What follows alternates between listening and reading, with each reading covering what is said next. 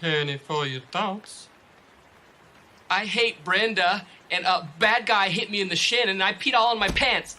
There's nothing a little music can't help. Rockin', rockin' and rollin'. Down to the beach I'm strolling. But the seagulls poking my head, not fun. I said, seagulls, stop it now.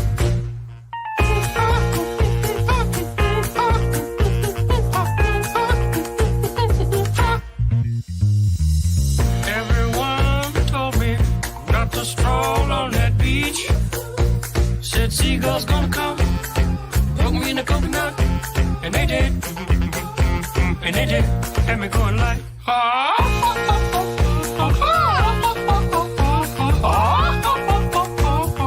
nothing I could do but yell when these birds attacked me. When I tried to run, I fell, and then these kids started laughing, and then got hit in the neck with a hacky sack. Where did it come from? Now run, run, run, jump. I can be a backpack while you run. Run, run, run, jump. Can't stop, put me down. I love to groove and boogie. Yeah. Great. Show you some dance moves. No, I don't want you to.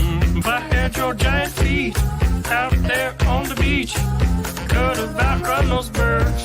You're a psycho wiener. Let me grab my beater.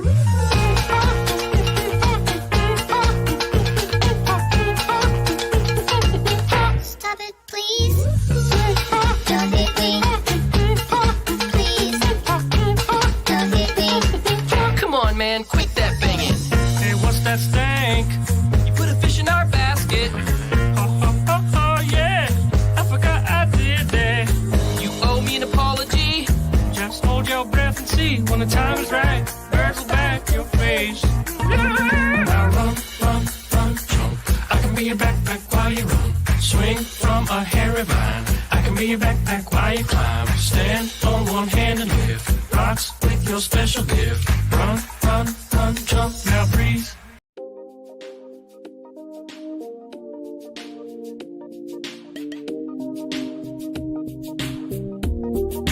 Do not wear that outfit again.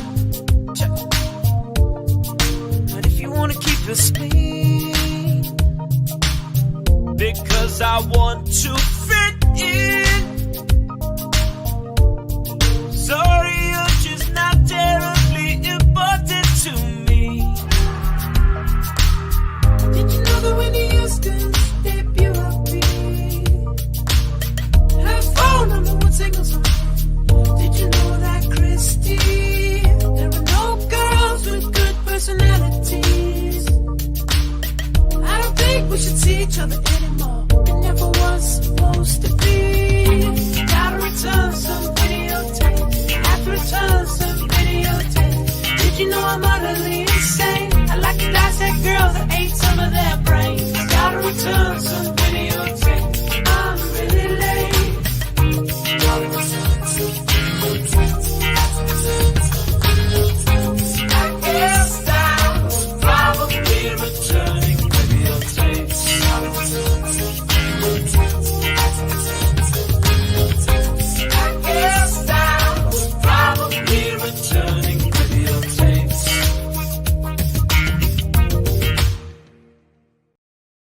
Black dress with the tights underneath. I got the breath of a last cigarette on my teeth. And she's an actress, but she ain't got no need. She's got money from her parents in a trust fund back east.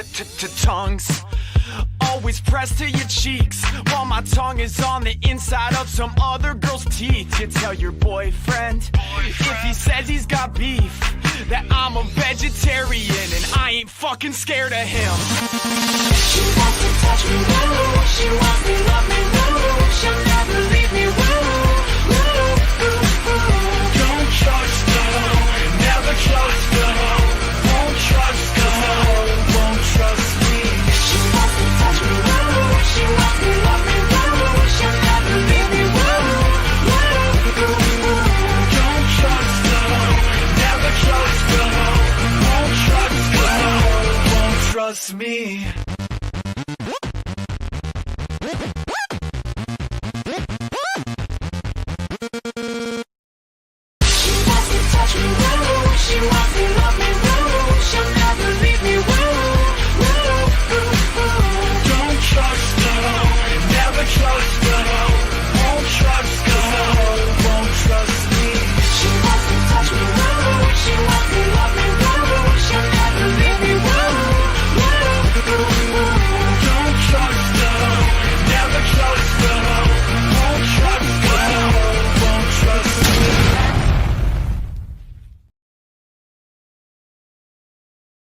I am telling you, it is the definition between an entrepreneur and an employee.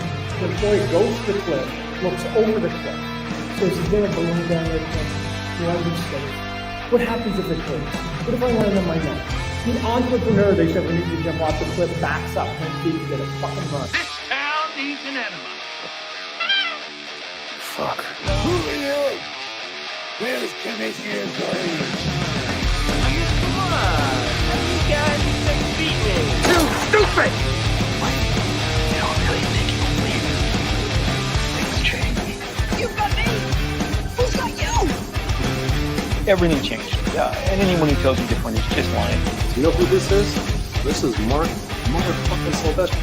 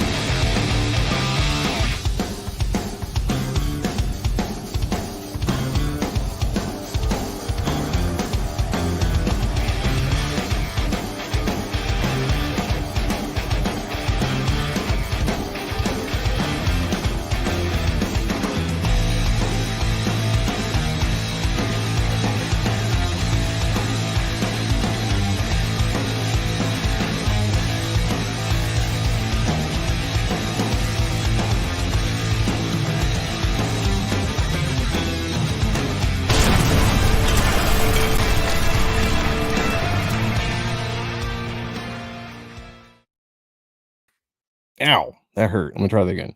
There we go. That's a lot better. A lot better. I damaged my middle finger. It hurts. I don't know what I did to it, but it hurt. Can you guys see that? It hurts. I don't know. I don't know what the deal is. No. Hope everyone's doing good out there. Listen, guys, it is Wednesday night. Is it Wednesday? Yeah, I'm always wrong on that. The night before Thanksgiving. What are you all thankful for there in the chat? I'm thankful for amazing guests like we have on tonight. And I'm thankful for this awesome chat that always jumps in here every time that we go live. Core 20 in the house. I think we've got 3 watching over on Rumble. Shout out to the Rumble watchers. Shout out to 20 people in the chat. If you haven't yet, please hit the like button. Hit the bell notification so you get notified every time we go live and have amazing guests and look at amazing art. And subscribe to the channel. Consider becoming a member. Before we get started and say hi to the chat, Sean is off this week. Just, you know, he might, well, he's probably not going to be popping in. I think he's got a wedding he's going to. He's the best man doing this thing. So shout out to Sean, but I'm going to hold down the fort for him. We got, it doesn't show up in my StreamYard anymore, but Shark was number 1 in the chat. Number 1 in the chat and number 1 in our hearts. Followed very quickly by Huron the Steadfast. Good to see you guys. We got Mark Penguin in the house as well. Pizza SIMETI. I like pizza. Now I'm hungry. Got Ja Rowe in the house this morning, boys. Hail the chat.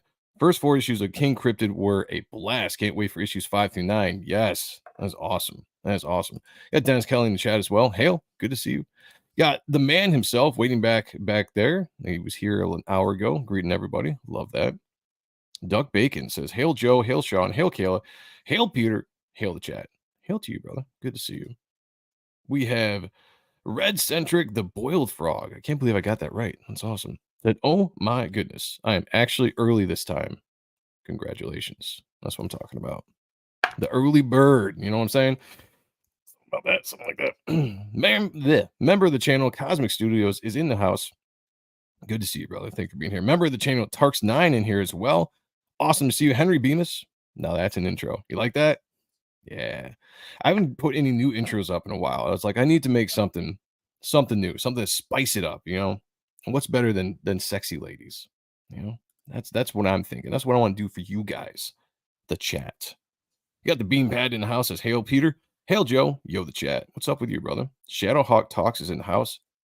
Happy Thanksgiving to you as well. I hope everyone is gearing up for some food and football tomorrow or whatever it is you guys do, because I definitely am. I'm gonna get kind of fat this weekend. Yeah, I'm throwing my diet out the window. Not doing any fasting. I'm just gonna pig out for 3 days. Got three major dinners to do. So I'm gonna be I'm gonna be stuffed. Got Dr. Ben in the house says, oh yeah, finally catching the start of a Sonntag show. Finally, I love it. Thank you for being here.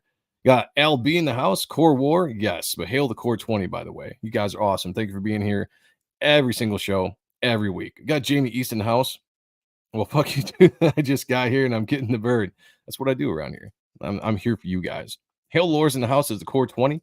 Got a member of the channel, Christopher Mouchads in the house. Good to see you. Got pizza here, by the way. How the hell am I? How about them Lions? Oh, that hurts, man. That hurts. You know I'm a Bears fan. It was a good game, though. It was a good game. We almost had them. Go Lions tomorrow, though. Let's beat the Green Bay Fudgebackers. Let's do it. Got Bubba 66 in the house. I think Joe just wanted to flip us all off. Possibly. That might have been a thing. Tarks 9 member for 17 months. Look at that. It says Hail Comicsgate back to Destroyer tier. Yes, please do that. Please do. Got Rick Saylor in the house says, what up, bitches? Member of the channel, Sheldon Martin in there. Thankful for bringing back 10 lines in comics. I'm telling you, let's make comics sexy again. What do you guys say? Well, let's do it. All right, guys, we got 30 people in here. Thank you for joining us tonight. I'm bringing on a guest. I guess I should do the intro, even though Sean's not here, because he usually does his first part. So let me see if I can do my part without the rhythm. You know, I'm gonna mess up my part. Let's see. I'm very talented, very sexy, very distinguished, always narcissistic, but never vain. Staunch defender of Rob Liefeld and Gina Carano, and a lover of all things 90s. Joseph Michael Sonntag, or Joe M. Sonntag if you prefer, or as the Pope likes to call me, JMS. Welcome to the show, and as always, what an awesome show we have for you. Because we have Peter SIMETI. We all know this guy. Sunglasses and beanie. We all love him. Alternative Comics, King Cryptid, Conspiracy Man. Let's bring him on, Mr. Peter SIMETI. Welcome to the show, brother. How are you doing? Hey, good evening, man. Thank you for having me. What an intro. I'll try, you know. I got to fill in the gap for Sean, because Sean's usually the guy that brings the guests on and hypes them up and does it, you know. So I hope I did Sean proud. If he's watching out there, love you, brother. How's it going, man? Man, oh man, it is going. I can't believe that tomorrow's Thanksgiving. Where did the year go? Dude, I'm telling you, it went fast. It seems to keep going fast. Like the older I get, I'm 41 years old. I feel like every year since I turned 30, it's gone pretty damn fast. Yeah, it's crazy. Really crazy. This month in general. I can't believe we're already here. Absolutely mind blown. I know, 2024 is right around the corner. Yeah. Wow. Well, now that the chat is thoroughly entertained by how I'm lamenting the passage of time. Well, yeah, it's hard not to do, man. I'm telling you, it's hard not to do. It for me, becoming a parent really sped up time as well. So like time was already speeding up when I hit 30. And then when I had my daughter, the last 4 years have just flown by. You know, and it's just like I wanted to slow down. One, because she's getting old fast, and I don't like that. I want her to stay like, you know, babyish for forever. But it's awesome seeing her grow up and just, you know, getting more grays. I keep threatening the chat that I'm going to dye my gray here one of these days and go back dark, because I'm only 41 years old. I look like I'm a lot older, and I don't like it, man. I don't dig it at all. No, I kind of dig it. I think it looks good, man. You should leave it. That's what people say, but you know, I probably will. I'll just, as long as everybody else likes it, I guess. You know, it almost never looks good when it's dyed. You know. Yeah. You go wrong so easily. I'm thinking, like, what about like a touch of gray? You know, just do a little, darken it up a little bit. Leave a little I'd say touch of if gray in there. anything, go the opposite. Speed it up. Just more straight white go- all over the just completely. Go Santa vanilla. Claus looking. Oh, yeah, man. totally. Yeah. We'll see. We'll see if I can. Now leave it be. We'll work on it. It looks good. You got it working for you. I'll try. Let's see. Did I say hey to Bubba 66? I don't know if I did, but if I didn't, hail. Good to see you guys. So I've been seeing lately, man, on your channel, you really are upping the talk about you know, cryptids and conspiracies and aliens and stuff like that. I know I've been on your channel a couple of times. We talk about that a lot because it's just a fun subject, and why not? But you're really kind of diving into it more and more lately. How's that been going for you? Yeah, it's interesting. It feels like I'm constantly diving into it, but I'm still doing maybe one out of every 5 shows. It touches upon it.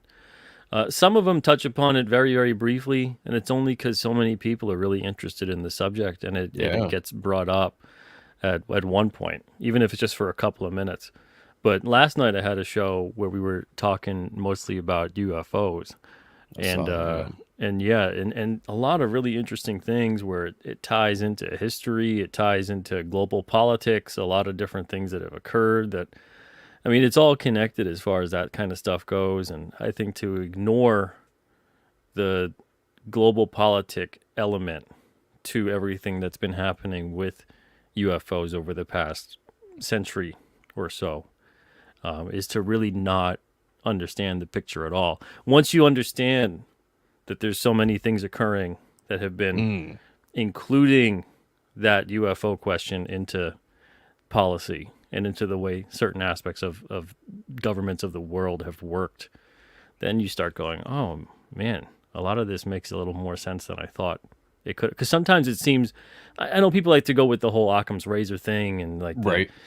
the simplest answer is usually the most common type of whatever. But that's such a great way for people to create unbelievably complex situations, and then for people to go, oh well, it's just incompetence. It's just oh, so everyone's just incompetent all the time, while they Yeah. have tremendous power, and while they levy obvious things that occur over time that seem to not make sense when they occur, but when you take a step back and the broader picture hits you, you go, wow, that's quite the coincidence. And it's always quite the coincidence. I certainly believe in something. And I've stated before that when you and I have talked, like I don't believe so much in like intergalactic travel as far as aliens coming from long distances away with these heightened technologies to come and visit us. I think more in the terms of like interdimensional travel, which still can deal with space and time and all that kind of stuff. Oh yeah, well, if anyone's visiting, it's definitely not going to be even traveling the speed of light. That's incredibly slow, Yeah, even galactically. But even within our own galaxy, to travel at that is still tremendously slow. So they'd have to be doing something that is beyond our scope, and we're just theorizing at this point in time if they're getting here or whatever it may be. But the thing for me is, regardless of whether or not anyone wants to believe that extraterrestrials have been here or are here or whatever it may be, there's no arguing the unbelievable amount of time and money and energy spent by governments across the world into what is going on here, whether it's to create a distraction campaign, a disinformation campaign, a slush fund, all of the above. Right. There's absolutely, that is very real, and that's something that we should all really be concerned about, because it's affecting all of us all the time. So whether or not the UFO stuff, if someone wants to believe in it or not, that it's occurring the way it shapes up to be aliens, which most UFO observations and things like that are not obviously extraterrestrial. There's a lot of Right. stuff that goes on within governments that, you see a certain craft, and then, True. a decade or two later, they reveal, oh, well, that was, top secret stuff at the time, and Right, really exactly. shouldn't have been seen, and Like the whatever. B-17 bomber. Yeah, there's multiple instances of that across the Yeah. world. But Yep. then there's also stuff that goes back for thousands of years, where you look at a lot of it and go, if it had nothing to do with extraterrestrials, then what the hell is all that about? Yeah, see that's a funny thing that I get into, and with me from my Christian background and stuff, like I look at a lot of the stuff in like the spiritual sense, like the spiritual world that we can't kind of see, or when it does kind of get into our reality, how it manifests and everything. So when you talk about like orbs and stuff, like I look at it in a little bit more in the spiritual aspect of some kind of being. I don't know what it is, could be demons, could be angels, could be whatever. But I look at it in like that aspect, especially the farther back you get in time, because I don't know what it is about modern time. If we have somehow been blinded in some way, or technology has blinded us in a way where we don't see the spiritual as much as maybe our ancestors did, when there wasn't all this stuff like taking up our mind. Like, like I feel like they're much more in touch with like the spiritual back in the day. It seems like almost every culture had interactions with something back then, right? Christian wise, it was angels and God. and demons, other cultures, it was, gods or demons or this or that, going all the way back. So something of that has to be legit, that over time, for some reason, we've been blinded to. We don't really see that in that aspect anymore. Yeah, I mean, a lot of stuff, obviously, even to this day, is still either misinterpreted or misunderstood because it's just out of our scope of understanding. You say spaceship to someone 200 years ago, they're like, what the hell are you talking about? What's a spaceship? I mean, hell, you say phone to someone, you say computer. True. It doesn't exist. That reality is outside of your scope. We can't comprehend the reality that'll exist in 2 or 3 or 500 years. Hell, maybe even in 50 years. There's going to be things that exist that are part of normal everyday life and conversation, and we can't even understand them at this point in time because we just aren't there yet. So there's all kinds of things that occur within our reality where if all we know is what we know, then we're never going to understand what came before, never mind what came after. So there's all kinds of things that you can look throughout ancient history and go, maybe they were misinterpreting it that as that. Maybe they were describing it as best as they possibly could, using different words, using different descriptions, whatever it might have been. But to this day, we still don't know so much, especially about, like, we know practically nothing. Everything's a good guess. And sometimes I don't really even want to say it was a good guess about how a lot of the stuff went on back then, about how they did what they did, how they could create what they could create. We can't replicate it. We can't even wrap our minds around it. And they're supposed to be primitive. We're supposed to be advanced, So even on that scope, looking across the board at all kinds of different concepts, there's so much we just don't know. And I think the more we become comfortable with that, the more we'll actually start to find some answers. I think that's a great point, man. The thought that it's okay that we don't know everything. It seemed like I'm sure we probably touched on this before, but I look at like the hubris of man to think that we just know everything because of our abilities to find out, whether it's science or geology, like all that kind of stuff, that we just have the answers. We figured it all out when nobody alive today was witnessing anything back then. All we have is puzzles together, and we piece it together, and we put a picture, and we say, here is our theory of what's going on, and it kind of gets adopted as truth, But none of us really know. And to me, that's the exciting thing. It's the fact that we don't really know. That life back then, or wherever, throughout history, could have been radically different than what we were told or what we pieced together in books or documents or tablets or all that's found. We really just don't know. And to me, that's an exciting thing. Yeah. To dive into and explore more, and not just be like, yeah, we've pretty much learned everything. Let's move on. Let's go to the moon. Let's go to Mars. I was like, there's so much about this world, so much about our past to dive into that I think is way more interesting to me than anything that's out in space. Yeah, and that's what's exciting too about being a storyteller or even someone who enjoys stories, is that hopefully there are questions being posed within those stories where you can explore those outcomes. You can explore a certain situation and run your own simulation theory within that story. And who knows? I mean, there's been so many cases of various stories and fiction that has gone on to have a tremendous impact on reality, on society, on people, whether it inspires them, whether it kind of opens their eyes to a different viewpoint, whatever it may be. Every single thing that's ever happened regarding humanity's progress, regarding even to our detriment sometime, our lack of progress, has been because of the usage of stories and communication. Everything. If everybody boils everything down to it, every single thing is a story. Every single thing is being communicated to you. There's a narrative at play.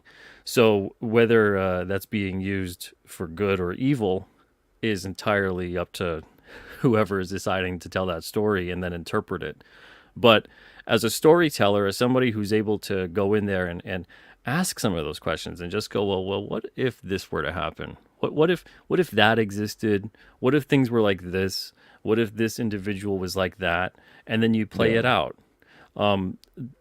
If we're not going to wonder anymore, if we're not going to wonder about things that are occurring, if we're not going to ask questions about ourselves, about the world around us, if we're not going to, if we're going to sit here and go, we know everything in its entirety, There's nothing left to think about, nothing left to explore. There's only stuff left to just do, and we tell each other what to do, and we do as we're told, et cetera, et cetera. I think we then cease to stop being human at that point. That's also another great point. I mean, think of we have so much distractions in life now. Even what we're doing now, like entertainment, right? Kind of what we're doing right now is entertainment, right? Social media, the technology, TV, movies, anything that can pull your mind out of thinking about the bigger picture, or just more than just what's fast food for you. Everything is a giant distraction. And I think, talk about conspiracies, people want to be like, hey, what if aliens existed? Major cover up. You could take any kind of conspiracy you want to take and see, wonder like, how has these things been kept secrets for so long? Because the powers that be have been able to find ways to keep us distracted more and more, especially with technology. You're talking about the boom, what was it, in the 1900s, sometime in the 1900s, where we just kind of jumped. We did a major jump from like beast of burden and Oh yeah.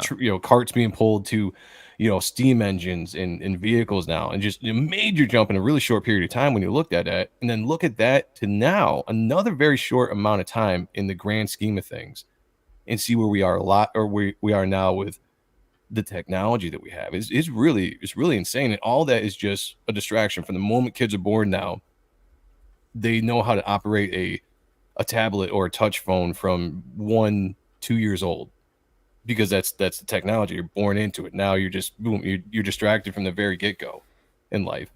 Oh yeah. I mean, secrets were a lot easier to keep before technology became what it was. So they have to figure out some way to muddy the water to Right. create a fog of information and a fog of truth, kind of a thing. And that's the thing, is people that go, oh, this is, they treat it like this is a modern thing. Like the conspiracy theory is a modern thing, or conspiracies in and of themselves are modern things, being dreamed up by people. This has been going back for the longest time. It's as old as humanity. All you have to have is one person who has something you want, and they won't give it up. And all of a Right. sudden, a conspiracy will now brew around them to get the thing. And then once that starts occurring, and once there's a scheme being planned out and a conspiracy among people to take away someone's power or possessions or whatever it may be, now you have people that you have to watch out, because now you all were in on it. And now there's ways to keep track of that secret.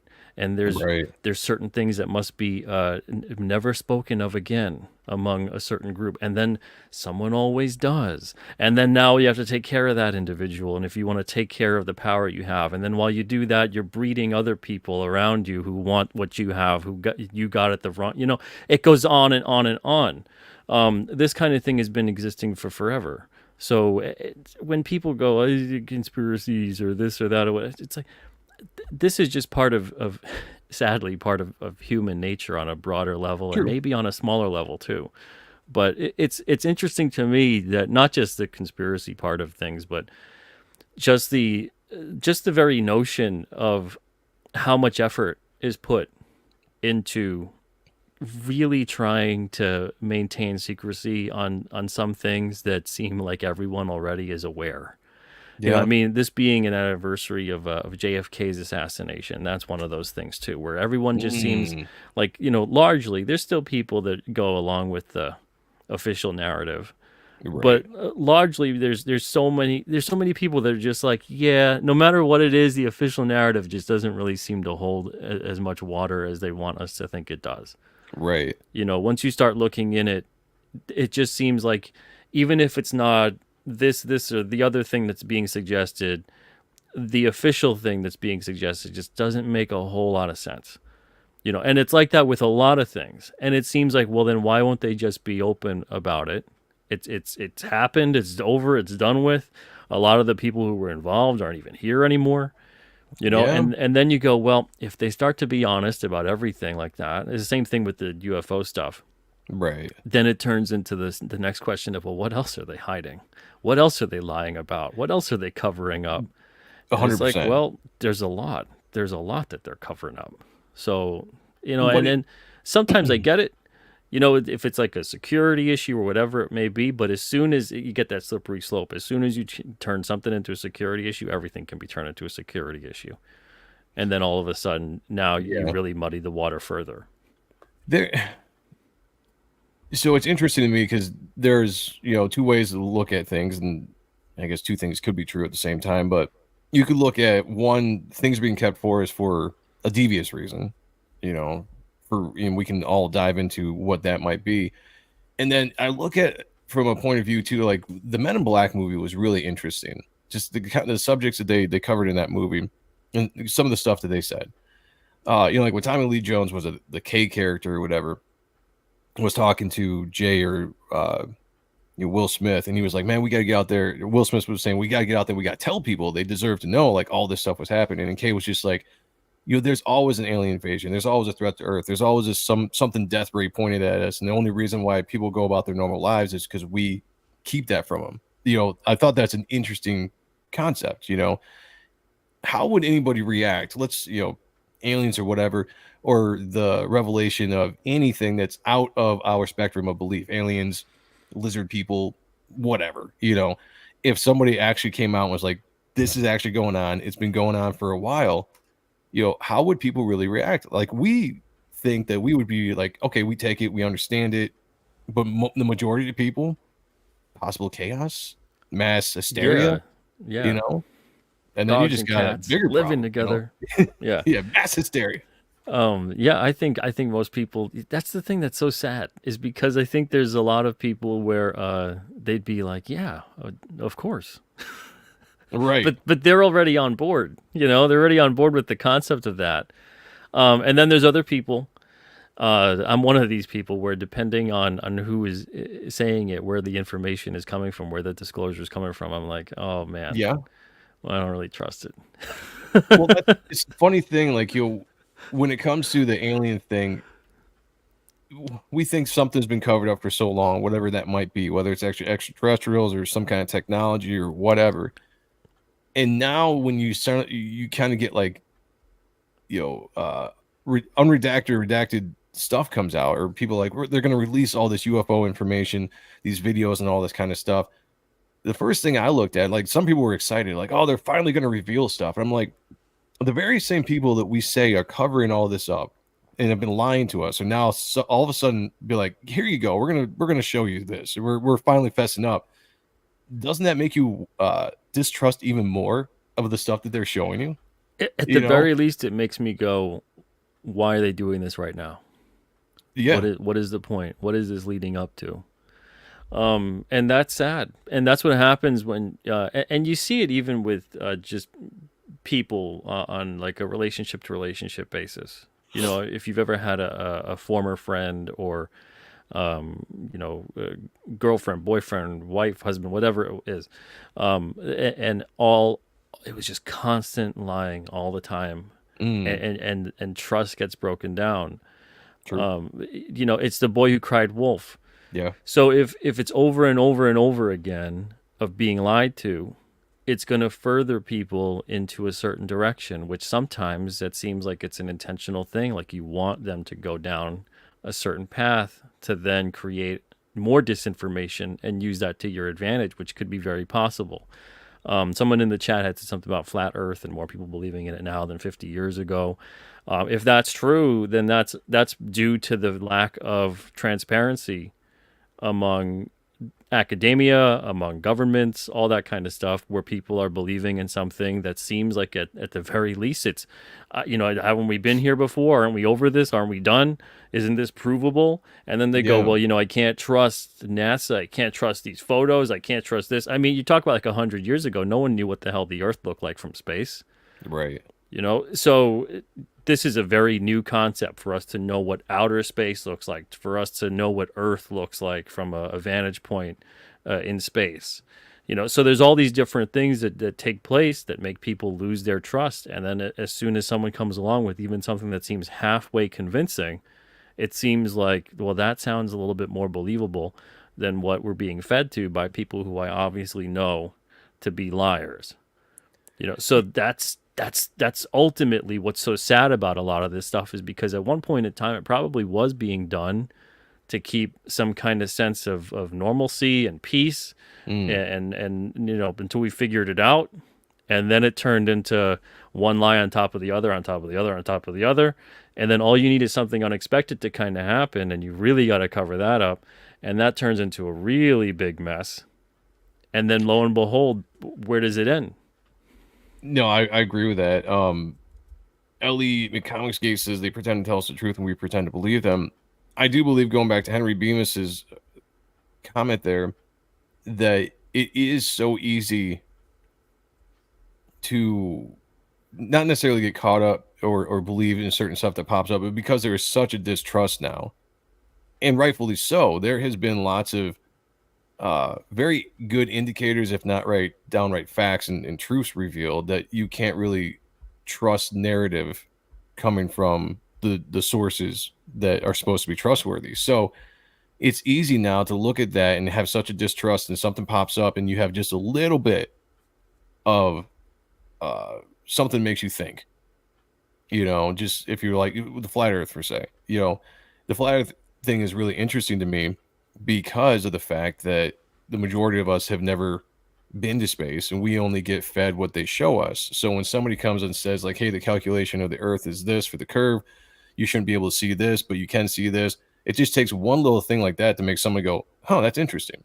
Like that, that shouldn't be, but that's what I've been told. And so you go down this whole rabbit hole, and then you start really seeing all this stuff that makes sense, and then you look at the narrative of these people that you distrust. It's really kind of easy to be like, well, maybe there's something to this, And I think that has a lot to do with that's why conspiracies to me are so, one, they're so fun to get into, because almost anything that's got a little bit of truth in it can pull you away from something that you already distrust, and you can be like, well, maybe, because how am I to know? These people lie to us all the time about everything. And we talked about it a little bit earlier in the show. And we don't know anything really, honestly, what happened, years and years ago, thousands of years, 50,000 years, whatever. We don't know anything. We weren't there. It's the same thing that kind of easily gets sucked into some of this stuff. And it's funny to watch people go back and forth fighting and getting really mad with people with the flat earthers and stuff like that, where I'm just like, let people explore, let people think. It doesn't matter if it seems stupid to somebody, shouldn't offend anybody. If I was to come out and say, like, I believe the earth is flat, this person shouldn't be like offended and be angry about it. It's just be like, all right, dude, whatever, man, do what you do, but at least I, as that person, am investigating. I'm exercising my brain. I'm thinking outside the box. I'm looking into this. I'm looking into that, I think, to me, it's a good thing. Always question narrative, always use your head, think, do your own research, find out for yourself, make your own decisions. Yeah. And that's the thing, is like, there's stuff that's out there that I'm like, yeah, I've looked into that. That doesn't jive with me. And then conversely, there's people that go, yeah, I've looked into it, and that seems like that makes sense. Right. So there's always gonna be things like that, and that's just the way it is, unfortunately and fortunately. But I think to have the other way around now, if you had someone all of a sudden wanting to pass some kind of legislation and some kind of law and some kind of something that demands that now, let's say the flat earth thing, that demands that now this is the official narrative, this is how it is, we don't question it, and we're done with it. It's on the books, and anyone who questions it is going to go to jail, be executed, et cetera, et cetera. That's when it turns into an issue. And I mean, that's what they did have for the longest time. So that's why it becomes, it really is about the freedom of expression and ideas and speech and things like that. The more, and I don't think it's anything coincidental that we're seeing more and more censorship across the board of speech and ideas and expression coinciding with the inclination to believe in these kinds of things. I don't think that's coincidental at all. I think that goes hand in hand. If we had more openness to have speech and testing of ideas and expression, and you can have more of people kind of being open with each other about these various things, then again it goes back to the thing I was talking about with the transparency factor from those in power, especially if you had more of that, you wouldn't have the inclination to go and do a deep dive down the rabbit hole. And then you find out, wow, there's a whole lot they're not telling us about. And then there's a Right. lot of stuff that they're also completely feeding us lies about. So it all stems from that. And unfortunately, we're here. There's a lot of secrets. There's a lot of lies. There's a lot of stuff over the years, over the centuries that have gone the way they've gone. There's a lot of things we don't know about. There's a lot of things that are unexplainable and unknown to us at this point in time.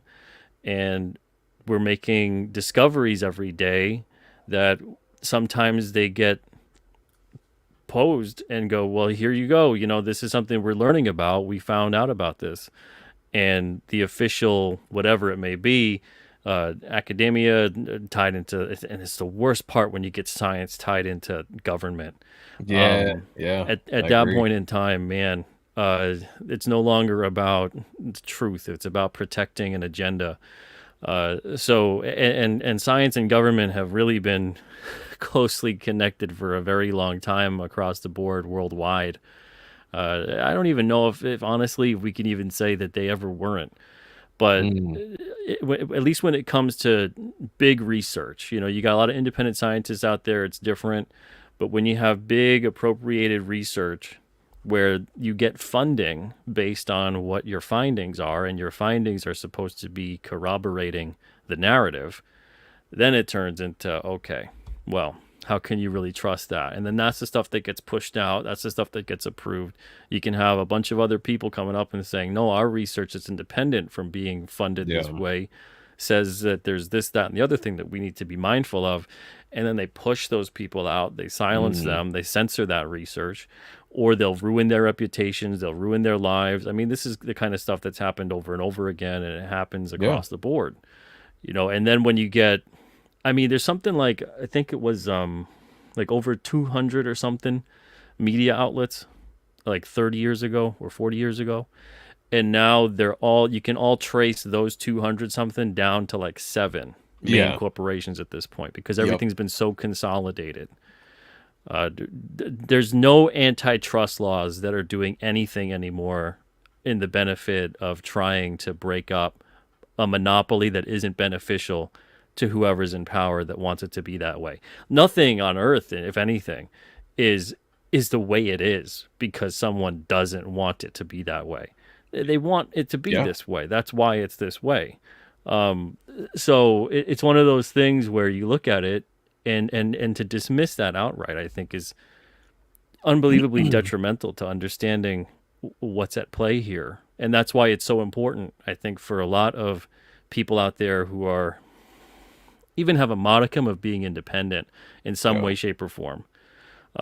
Whether it's through your ability to express, your ability to tell stories, the choices you make with what you choose to purchase or choose to be around or expose yourself to or learn about. While we still have a lot of this at our disposal before it's gone or further censored or manipulated, it's up to us. It's our responsibility to make sure that the things we don't want to happen don't happen.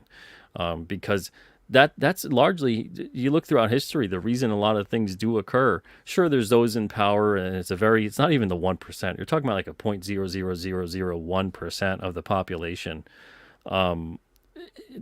The reason that things do end up happening is because people have let that happen. They've let those people in power manipulate them and turn a situation the way it did. So unfortunately, you know, if things ever go completely to hell, we sadly only really have ourselves to blame. No, that's the truth. I mean, it's funny. I think of the Matrix when I don't remember the names of these characters, but when that dude wants to go back into the Matrix, because when he sees reality, what it's like, you know, he would rather live the lie and be put back into the Matrix than live in actual reality. And I think that's the way. I think that is the way it is for, you know, a lot of people that just live their day-to-day basis, their lives. Yeah, because people got a lot to deal with. Stuff. Yeah, you know, it's so easy for me to believe in like an ultimate control, like when people talk about like the Illuminati or some whatever it might be, but some kind of shadow group of organization or people that are really running things from behind the scenes with major control, it's easy for me to believe that because of the things that you just stated. You could just look at America, it just in itself, in the history, even recent history, with what governments have tried to do, regardless of the letter attached to the parties, what the governments have tried to do to violate our privacy Yeah, and you our could just freedom, look and we at just let it happen again and again. look at now to 9/11. Just look at like that, 22 years, Yep.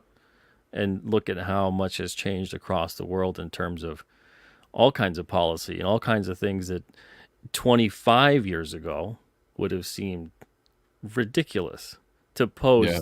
these kinds of policies and laws and registrations, and then that occurred and became a catalyst for so many things under the guise of security and safety and whatever it may be. Yep. And then if you go back, you want to give yeah, up a lot of stuff. yeah, it's like every 20 years you go back and you take like another 5 years prior, and you'll find that there were ideas that are now norm being posed at the time, and people being like, "You're crazy." Right. No. So Yep. it's strange. It's really strange. But someone at some point in time has to be putting those ideas forward. And now more than ever, we can really see the fact that there's been groups running around for like 30, 40, 50 years, putting things at play slowly over time. Certain things happen. Certain people who had the interests of the people who voted them in at heart have died off, are no longer there, whatever it may be. Right. And then you can get people in power in positions where they're more selfish about it. And then lo and behold, you end up having them be a little bit bolder. Then all of a sudden they're out and about, and people are like, "Wait, what is this? What is that? Who's that person?" And then you look into it, if anyone does look into it, and you go, "Wow, they've been around doing this thing for 40 years? Why does it seem like we're just hearing about it now?" Yeah, well, that's purposeful. Yep. That's the crazy thing when your eyes actually get open to something and you're just shown like one thing with actual evidence, because your world, when you just live your life, your world is very centered, is very small. You're focused on your family, your life, all that kind of stuff. And the moment somebody brings in anything from the outside that makes you see something in a different light, your world will expand very quickly, because you will realize that there are people that exist. There are people in certain positions of power, or throughout history, that you have done this or done that. The real reason for this war, or the real reason for this incident, you start seeing those things. It really expands very quickly. And if you see that, I think it's really hard to go back from that to believe that none of that stuff is real. Now I say that from somebody that got really heavy into conspiracies in my 20s. So much so that I was so deeply enrooted in the conspiracy world that I literally had to pull myself out, because I thought that the dollar was going to collapse every year. And I thought, society was going to come crashing out, like all this stuff. Like, it got to a bad point where I had to pull myself out, but I never stopped actually believing the core tenets of what got me into the conspiracies in the first place, because there is truth in everything. Now, in conspiracy, and that's the thing too, like, you get a conspiracy, that isn't all truth either. There's a lot of stuff you have to weed through. It's a very delicate thing, in my opinion, when you start kind of going down those rabbit holes, so to speak. You got to really have a discernment. Oh yeah, I mean, there's really, go ahead. There's tremendous amount of, this isn't disinformation in the respect at which I'm going to be talking about it, but there's a lot of false flags that get brought up. True. There's a lot of disinformation in terms of infiltration, like a Trojan horse kind of a thing. They, get into a certain group or a certain, nowadays it's easier than ever before. You get to a certain site, a certain forum, a certain post, whatever it is, and all of a sudden you start saying that you have official information on things. You start planting ideas. You start doing different things. I mean, this is literally known. This is known to occur. These are people's jobs. Yep. And they get into there to stir up and get actual legitimate people to do certain things that are not they're not things that they should be doing, and not things they would have been doing otherwise. But they've become convinced to Yeah. do these things. So there's all kinds of that kind of stuff that gets put around, and that's what's so funny. I think a couple of years ago, especially with the talk about misinformation and disinformation, there's no greater perpetrator of those things than governments across the world. It's not going to come at the ground level. There's people who do it, Right. but largely their influence is limited. And even if they have greater influence, it's certainly not as great as getting the people who you are electing in to not do Yeah. this to you, having them do it to you. So, and even within governments, though, there's not people. It's not every level of government, not every single person within government. It's not even sometimes the government. There's sometimes there's groups outside the government. There's things that are being done by people we don't elect, so they don't have anybody to answer Right. to. Yep.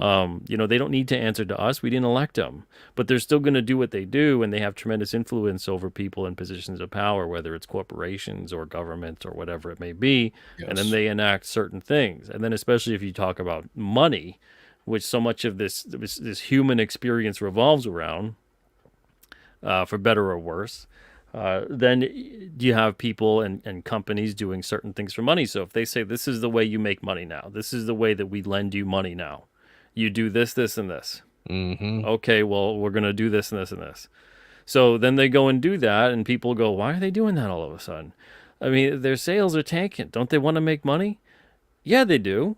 But they don't care about the millions they're making through what they would sell. They care about the billions they're making through financial investments, through the bigger money at stake. Right. Now, the thing that's dangerous about that game is then all of a sudden that person or that group of people can pull the rug right out from under you when you're in a compromising position, because now they've actually weakened your ability to earn money properly, and you're dependent on them for financing. And if you don't play their rules that they've now just switched up all of a sudden, Yep. and now you want to go back to making money the normal, regular way, now all of a sudden your company is tanked. And who do you have to turn to? Oh, yeah, the people with the money and the power. And Yeah, go, it's- will you help us out? And they go, yeah, sure we will. We'll buy it up. I mean, this has happened. This happened with the Great Depression. You had these major bankers buying out companies for pennies on the Right. dollar once they... This happens all the time with vulture hedge funds. This happens all the time. So this isn't something that just occurs and whatever it may be, and that's the way the game works sometime. This is stuff that is, at this point in time, it's to ignore it as anything but purposeful is kind of naive. So when you're seeing it and you're seeing things play out and you go, why is this happening? Why is this company not doing these weird things? Why are they pushing this weird stuff? Why this doesn't make any sense? And then they're losing money, but they keep pushing but they're losing money. Yeah. They should listen to their customers, right? And instead, when they don't, you have to start asking yourself, they're not doing that for a reason. It's not about the money from us, even though obviously, hell, if they get money from us too, hell, even better. Right, but if they don't get money from us, it doesn't really matter so much as long as they keep getting money from the people in power that are giving them that money by doing and following their rules. So Yeah. it really is strange to see, but at the same time, you have to, once you acknowledge it, that it's purposeful, it's being done this way for a reason. This is basically part of the plan. Then it's a lot easier to go, oh yeah, now that makes sense, and then this other thing makes sense. Yeah, now it all makes sense. It all falls Yeah. into place. No, that was perfectly said, man. Perfectly said. Everyone, we got 32 people in the chat right now. If you haven't yet, please hit the like button, hit the bell so you get notified every time we go live and have amazing art that we look at and guests like Peter coming on, talking about all sorts of awesome things. We are running up on the hour, so let's jump. We're gonna pivot. Let's talk a little bit about your book, King Cryptid. And we'll have to jump back into that. If you guys have been following us for a while, I've been going on Peter's show lately, and he's coming on here. We enjoy these conversations back and forth. So catch us again, I'm sure sometime in the near future, and we'll pick up what we're talking about and continue going on, because there's you were one of the people I really enjoy talking about this stuff with lately. So I really enjoy our conversations, and we always have good conversations about this stuff. We could be talking about it for hours. Oh yeah. King Cryptid stems from a love of everything about comics, everything about the unknown, I've loved all this stuff my whole life. I can't remember a point in my life where I didn't love comics and I wasn't interested in things that seemed impossible, even though they were obviously possible.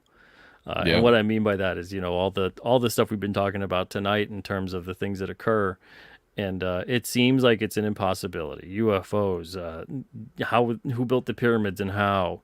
The Bermuda Triangle is a whole other mess, and various places like that. Cryptids, obviously, ghosts, whatever it is, monsters, creatures, myths, legends, folklore.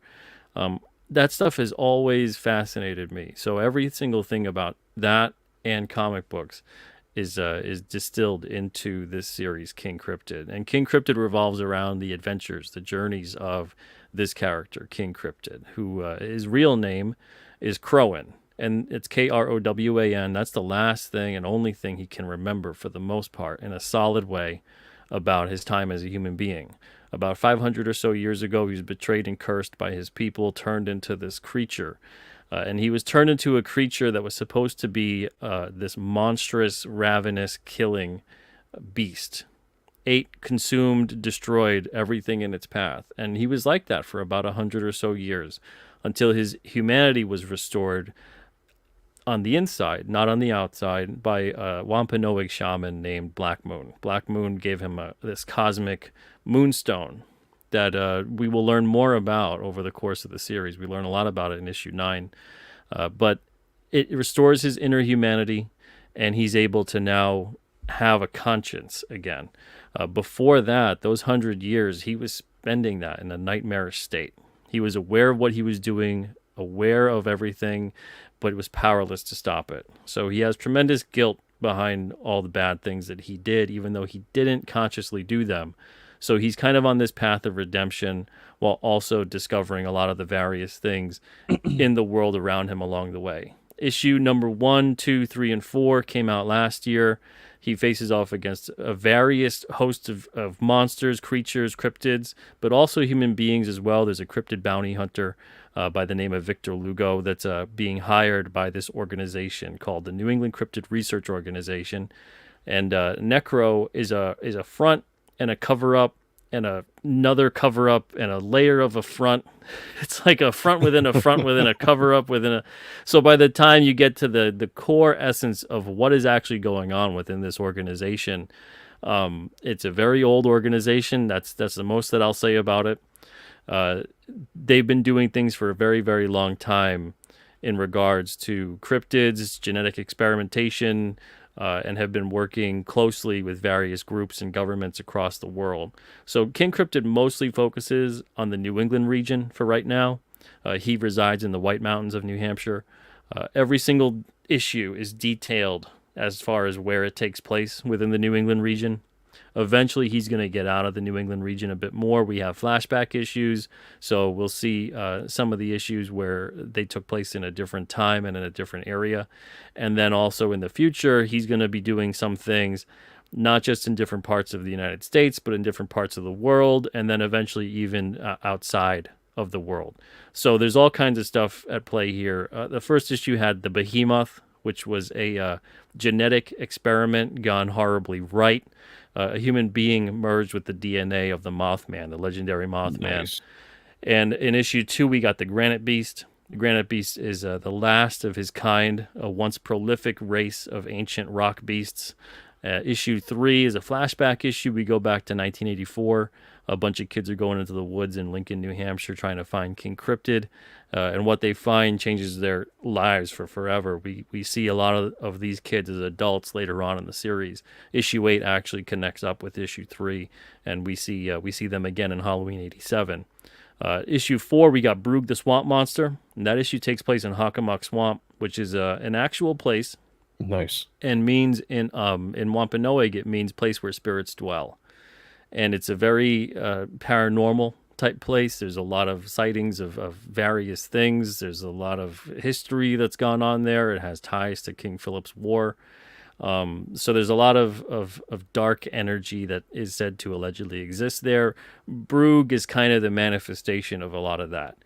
Issue 5, we got the White Mountain Yeti. That's a really fun issue. All of these characters too, they are posed to make a comeback and come in at a different issue later on. The story is told in an episodic, ongoing kind of a way, Okay. but there's an overarching continuity. So every issue is important to the other issues, but not a necessity. So you can go into an issue, let's say if you just read issue 4, Okay. you won't be lost. Nice. So it's like old school comic book style storytelling. Yeah. But if you read them all, you get even more out of the whole series. There are points where we reference certain things. We have an editor's note, so it'll be like, see issue 2 to get, the full gist of what's going on here, stuff like that. Issue 6, going back to that, we got the Dragon Vanderkin, and Dragon is the dragon's it's a bittersweet tale. There's a lot of action in that issue, but there's a mystery at the heart of it. Yeah. And it's pretty sad when we reveal what occurs and what's happening, and a lot of the readers will get to see it play out, obviously in real time. But there's a lot going on with that character. He's not just an awesome, badass looking dragon character. There's a lot that's happening that has brought that dragon character into existence. Issue 7, we got a werewolf couple, Wendy and William, and we go back to the early 1800s to talk about their origin for a little bit, and then we go right into the future, right into present day, and we see what they're up to.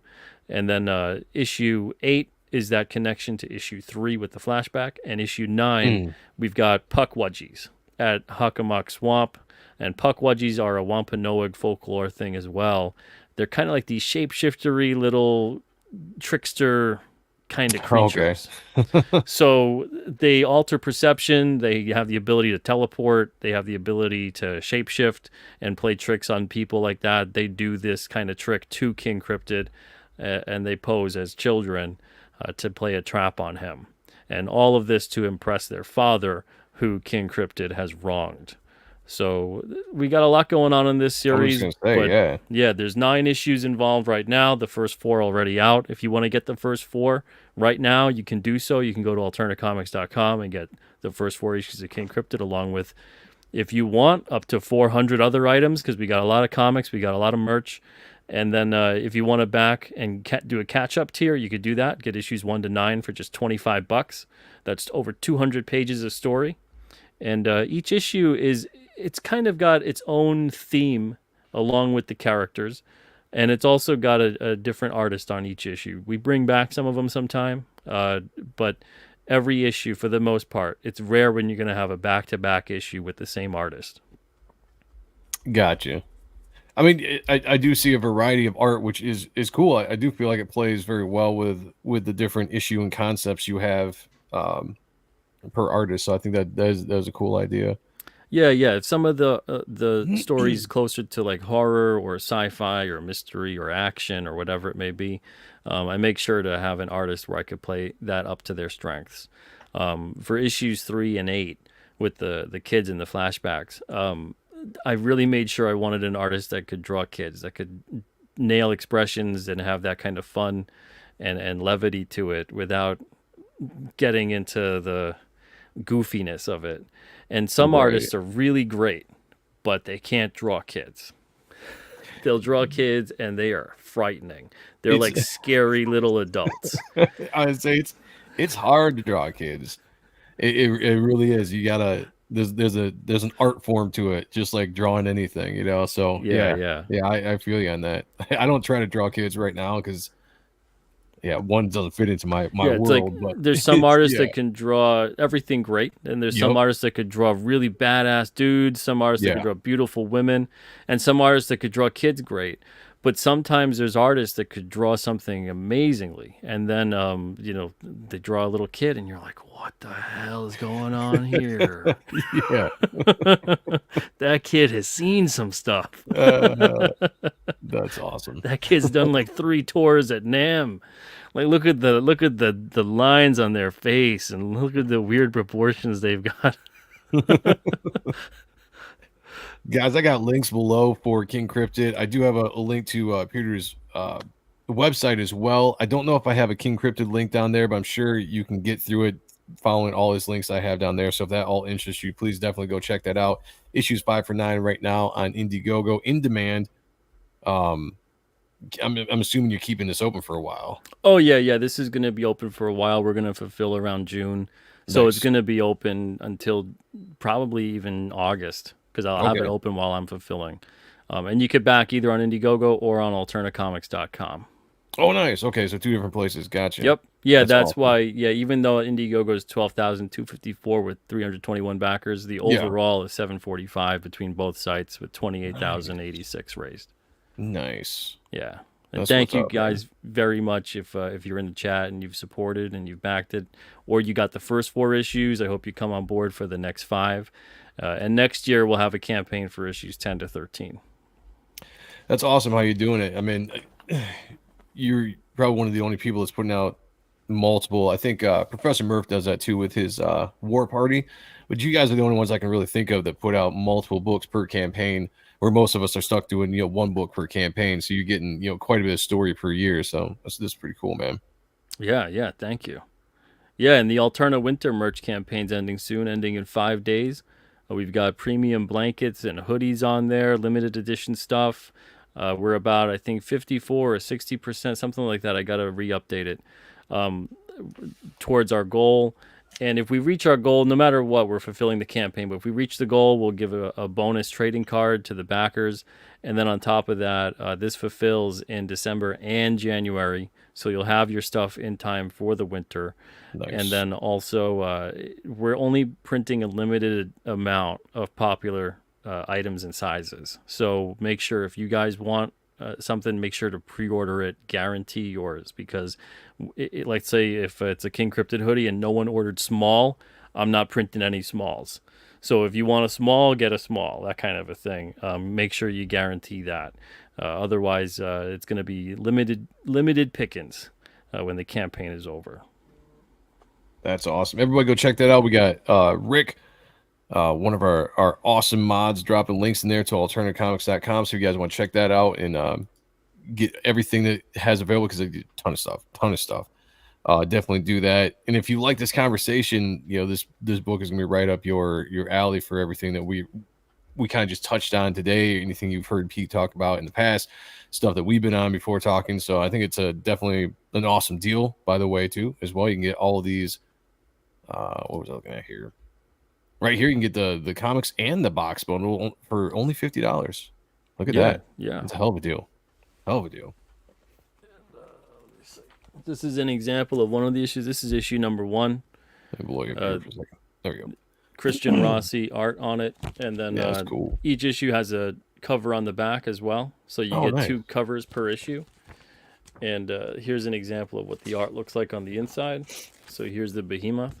This is on newsprint, There's the Mothman. Yeah, that's cool looking. but looks amazing. And you could tell it's on newsprint too, because there's no glare. Yeah, I think But one then of the only. meanwhile, there's a little bit of that on the cover. But I would say one of the only books that printed on newsprints that I can remember, that I can think of. Oh, here. Yeah, everybody go check that out. Links below. Thank you, man, for joining me tonight.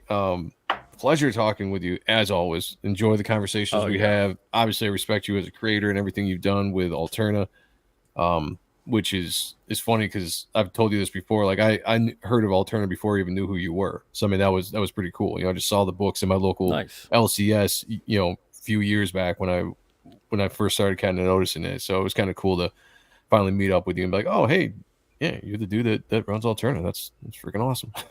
That's cool, man. Thank you. Kudos, yeah, man. always Absolutely. a blast talking to you, man. If anyone enjoyed this conversation too, we got 2 others on my channel. So go over to my channel on youtube.com/Peter SIMETI, or you can look up Comic Book Radio and find those conversations. It's always a blast talking to you, man. It's always great. We're going to have to do it again real soon. And guys, I'm really close to getting Reaper Destroyer done. I'm going to be making an update after the holiday weekend. And hopefully, I think it'll be a very fun update. But once I get a little bit of a break, while I'm fulfilling issue 1 and still at the same time kind of working on drawing issue 2 to get that ready for the launch next year, I do kind of want to add a third show to the lineup. So on this channel, we have Appreciating Comic Book Art live on Tuesdays, and we have Art and Stuff on Wednesdays. And I've been doing a random Thursday show. I'm thinking about making that random Thursday show something more like this, where, you know, I get people on and we do, you know, we talk about all this kind of stuff because it's a subject that I really enjoy. It seems like people really enjoy it. You know, Pete's doing it on his channel. Peter, I'm sorry, my brother's name is Pete, so I don't know. If Either one's fine by me. Okay. I respond to Pete, Peter, or hey you. Yeah. So I might be doing something like this in the future. Might not be a weekly thing, might be a bi-weekly thing or something like that. But there's a lot of stuff that I would like to dive into and talk about with various people. And I think you would definitely be one of the first, my first guests that I would actually bring on the show to have some awesome conversation like this. Yeah, so keep an eye out for it, guys. Anytime, yeah. Just let me know, and I'll come with the bells and whistles on. Hell yeah. Hell yeah. Oh, Rick is reminding me, the Destroyer tier. We're putting a lot into the Destroyer tier. It's the biggest tier on my campaign, Reaper Destroyer. Let me bring it up just for 2 seconds before we get out of here. If we can get this thing to 110, we're going to be putting a lot more stuff in. Metal trading cards. It's going to be the best bang for your buck. Very, very much worth it. Shout out to Rick for all the stuff that he's helping me. I call Rick my my talent manager is what he is lately, because he just seems to be taking over a lot of things, and I love it. But you know, if you like the stuff we talk about on this channel, if you're new to the channel, this is very, you know, my tip of the cap to the 90s. It's not really a 90s book, but it's my art style comes from the 90s. This book is wrapped up with a lot of stuff you just heard about that we talk about today. You know, shadow governments, aliens, demons, you know, immortals, worlds that or a history that reaches back into the beginning of time. It spans a lot of stuff and just kind of covers a lot of the things I love conspiracy wise, and just wrapped up into some awesome art, action, you know, hero's journey, all that kind of stuff. The Destroyer tier, though, is the best bang for your buck. We're trying to get this up to 110. Right now it's at 96, I believe, so we're not too far off from getting it to where we want to get, and we're going to be adding a ton more stuff to it. So keep your eye out. The book is almost done. Can't wait to get it out to everybody. It's been an absolute blast being able to work on this thing, and I can't wait to get to issue 2. So check it out. Awesome, Reaper Destroyer, links looks below great. as well. Thank you, brother. Appreciate you. That's it. If you guys are interested, I have a stream coming up here at 10 where I'm going to be talking to AI artist, troll, whatever you want to call him. I'm not sure. Shad M. Brooks is going to be on, and we're going to be talking about AI versus traditional art. I've got my opinion very rooted in traditional art, where I do think the AI is lazy, and he's coming from a different point of view on it. So we're going to be talking to him coming up in 15 minutes or so. So that'll be an interesting show. You can stick around. Godspeed, Joe. Yeah, we'll see. Yeah, it'll be interesting. It'll be an interesting way to end the week going 10, into the holiday. 9, 8, 7, 6. Think about Thanksgiving. Think about, you know, fun things. Yeah, that's what I was thinking. So, all right, I got to jump off so I can get that show ready. I'm going to run the short outro to everybody. But thank you so much, everyone, for joining us tonight. We will be back next Tuesday. Appreciating Comic Book Art Live on 10:30 on Tuesday. On Stuff will return next Wednesday as well. Until then, Peter, thank you for coming on. We appreciate you. And everybody, as always, be good to each other. Take care of one another. And picture me naked. Talk to y'all later. Peace.